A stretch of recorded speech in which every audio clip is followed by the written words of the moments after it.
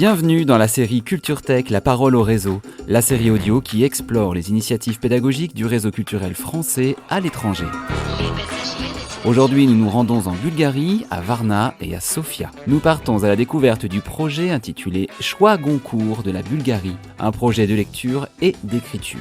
Il s'agit pour un public âgé de 17 à 23 ans d'élire tout d'abord leur Goncourt avant que le véritable lauréat ne soit désigné en France, puis de récompenser un travail d'écriture auquel ils sont invités à participer. Les détails de ce projet exigeant nous sont livrés par Iva Dikova et Romain Descroix. Notre projet s'intitule Le Choix Goncourt de la Bulgarie. Romain Descroix, chargé de mission de coopération linguistique et éducative à l'Institut français de Sofia. C'est un prix littéraire qui est remis par des étudiants, des élèves francophones bulgares ou également des lycéens français parce qu'ils étudient dans un lycée français bulgare.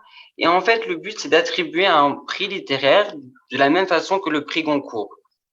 Il y a vraiment un parallèle entre le prix Goncourt en France, qui remet chaque année le prix, et le choix Goncourt de la Bulgarie.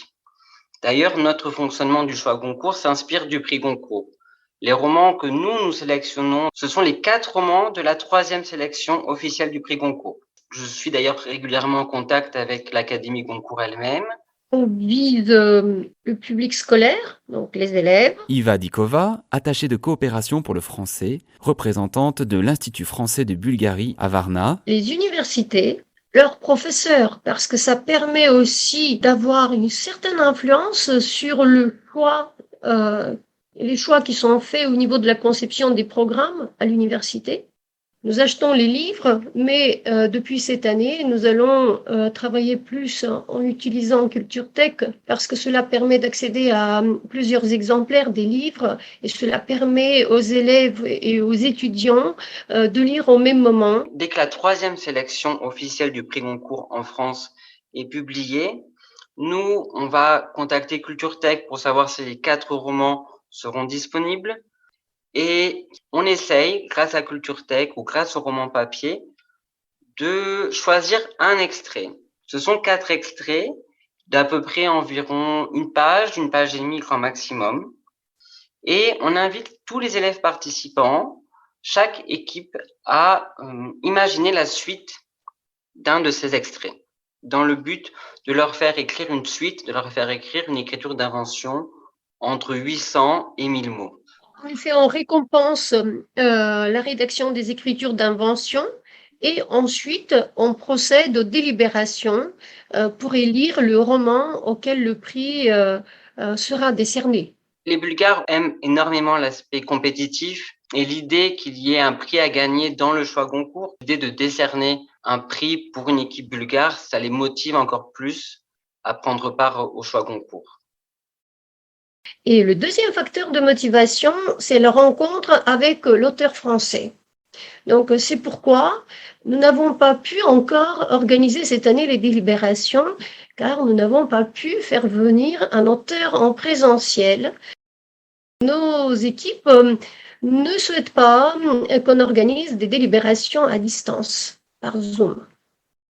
Les élèves souhaitent également rencontrer l'auteur parce que l'auteur préside les délibérations. Et organiser des délibérations via Zoom avec des adolescents, c'est un peu plus compliqué. Ils auront du mal à prendre la parole d'eux-mêmes derrière un écran. Disons que c'est la phase la plus importante du projet dans la mesure où elle permet à chacun de s'exprimer. Cela permet aussi de comparer les opinions des différentes équipes et cela permet aussi de motiver le choix qui a été fait. Ce qui se joue derrière, c'est l'idée avant tout de pouvoir argumenter et de convaincre l'autre. C'est dans une langue étrangère qui plus est. Ce serait un peu comme un DELF B2 ou DELF C1, réussir à convaincre un auditoire. Le choix Goncourt nous permet d'aller au-delà du public scolaire et universitaire, dans la mesure où l'on traduit après le roman élu et on permet à un public beaucoup plus large d'accéder à la littérature contemporaine française. Donc au niveau de la promotion de la culture et de la langue, de la culture française, on va au-delà des objectifs qu'on s'était fixés initialement. Le constat, c'était que nous avions une activité de littérature pour les classes de 9e, 10e, et nous, on voulait proposer une activité pour les 11e et 12e classes, dans la mesure où le public bulgare, je pense, aime beaucoup la littérature. Il y a énormément de librairies en Bulgarie et il n'y avait pas d'activité littéraire francophone dans les établissements à section bilingue avec les stagiaires. Il manquait vraiment quelque chose. Et le choix concours a permis de répondre à cette absence. Et juste pour vous donner quelques chiffres, le choix concours, au début, il n'y avait que 4 ou 5 lycées qui participaient, avec des universités, seulement 5 équipes, une petite vingtaine de participants.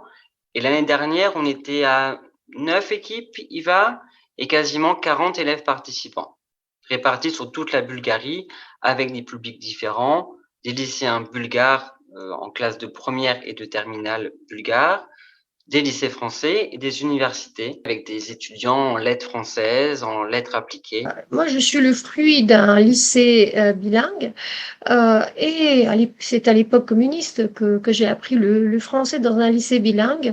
On a appris la littérature classique, on savait... on comprenait la langue littéraire, mais on ne comprenait pas du tout la langue de tous les jours. Et je pense que c'est une lacune à laquelle qu'on a su combler avec le choix Goncourt, dans la mesure où la littérature contemporaine française n'est pas beaucoup enseignée à l'école, mais même à l'université. Ils ont des cours de littérature en classe de 11e et de 12e, mais c'est la littérature classique française. Et puis là, il s'agit vraiment de la littérature mais très très contemporaine, car il s'agit des romans qui viennent de paraître. Pour moi, Culture Tech, je dirais que c'est avant tout digital, avant tout dans l'air du temps, que c'est vraiment une médiathèque digitale en fait.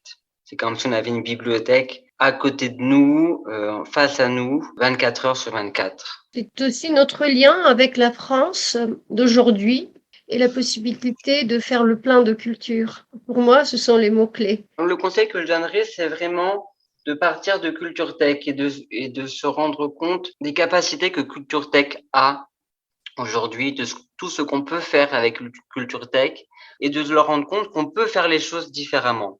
Culture Tech est importante pour notre établissement car elle enrichit l'offre documentaire de notre bibliothèque, de notre médiathèque. Elle permet également aux membres de la communauté éducative francophone dans toute la Bulgarie d'accéder à ces nombreuses ressources téléchargeables ou consultables en ligne. Il y a quelques années, on était vraiment dans la découverte et cette année, quand j'ai lancé les inscriptions, j'ai même eu des enseignants qui m'ont dit « Mais pourquoi j'ai pas reçu le mail? Pourquoi est-ce que je n'ai pas été contacté? Moi, je suis prête à monter une équipe. » On sent vraiment qu'il y a une dynamique autour de ça et grâce notamment avec les séances de lecture qu'on a mis en place avec IVA, on sent que ça gagne en visibilité et que c'est en train de grandir. On est passé d'une petite quinzaine, vingtaine de participants à quasiment 40.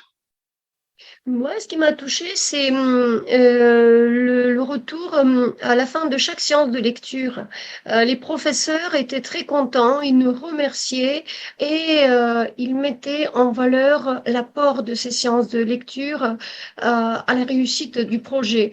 Le choix Goncourt de la Bulgarie est en soi une opération transversale qui permet de coopérer tant dans le domaine de la culture que dans le domaine de la coopération éducative et linguistique et même dans le domaine de la coopération institutionnelle. Ce sont les 3 services de l'Institut français de Bulgarie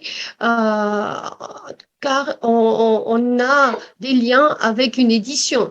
Donc, c'est un projet transversal qui met en œuvre les efforts de plusieurs services de l'Institut français de Bulgarie.